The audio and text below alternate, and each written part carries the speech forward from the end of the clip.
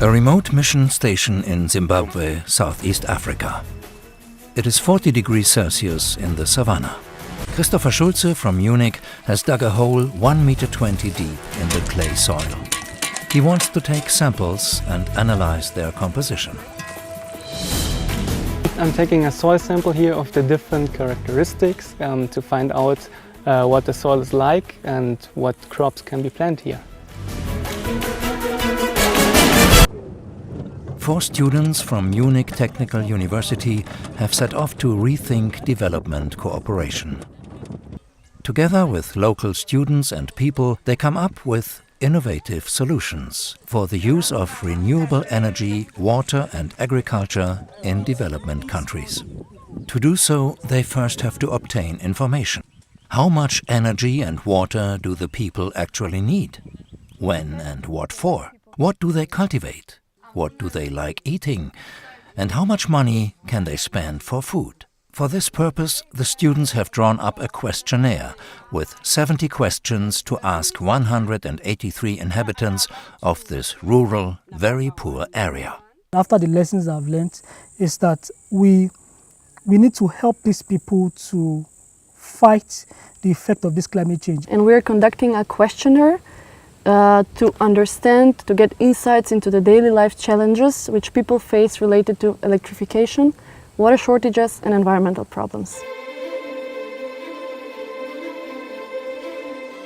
Michael Hechenwang is studying mechanical engineering. He is fascinated by the wind, which blows continually from the Indian Ocean over the land. A huge potential for many regions in Africa. The content of my research is wind power in a small scale and low-cost level, and local manufacturing of wind power systems. But he lacks data on the wind strength in certain places. That is why he has developed a wind measuring system and built 3 stations. This one is 10 meters up.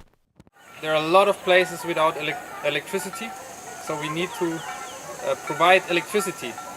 And wind power is one great source which we can use to produce electricity. The 4 students are already electrified.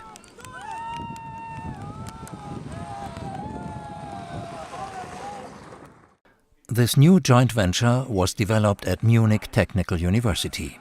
Professor Thomas Hamacher holds the chair for renewable and sustainable energy systems. He has been sending students doing master's theses to a Catholic mission station in Zimbabwe for years. Despite the country's huge potential for renewable energy and agriculture, these sectors are massively underachieving. We are convinced that with new energy technologies, especially photovoltaics and also batteries, we will see in especially areas with a lot of solar irradiation a transformation of the energy system to renewable energies. And we do see that this transformation might also cause other transformations in agriculture and industry in these regions. But it is not done with technology alone.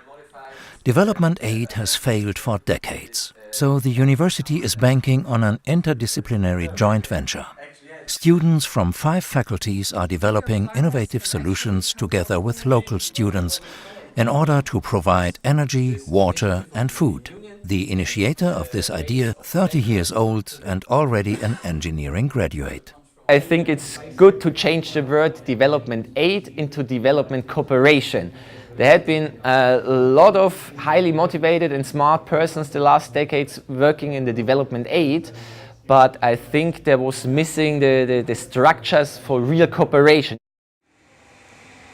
Back in Zimbabwe, the students from Munich are visiting a vocational training center in the capital, Harare. They want to find out what skills the young people learn there. And they want to help. Establish contacts, come up with ideas together. The first goal, a wind farm produced in Zimbabwe. Those guys showed and proved that they have the capacity and the ability to help us also to build a wind turbine. But Zimbabwe is supplied almost exclusively with coal power and by the dilapidated Kariba Dam. Every day there are power cuts. lasting hours or even days. There is a lot of sun here in the southern Africa, which we need to embrace, and there's a lot of solar potential we need to embrace. That's why I came into this project, to this cooperation, to learn more about the renewable energy technologies. Climate change will hit Africa harder than many other parts of the Earth.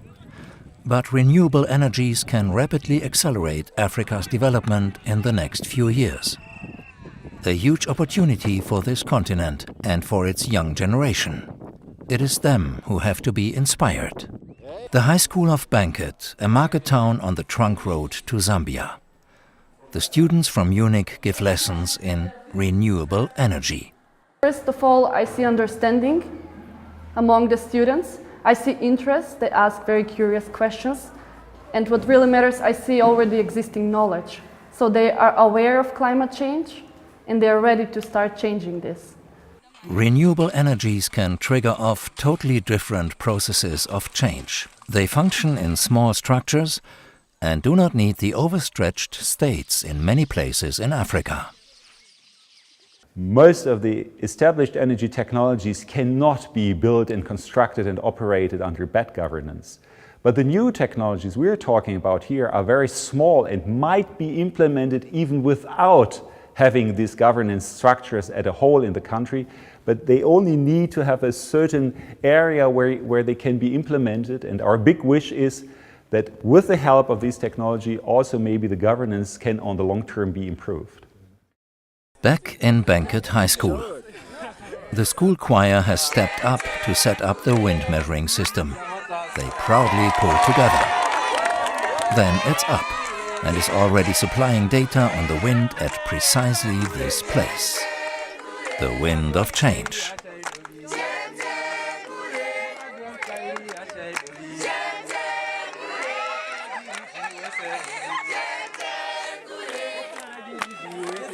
Yeah.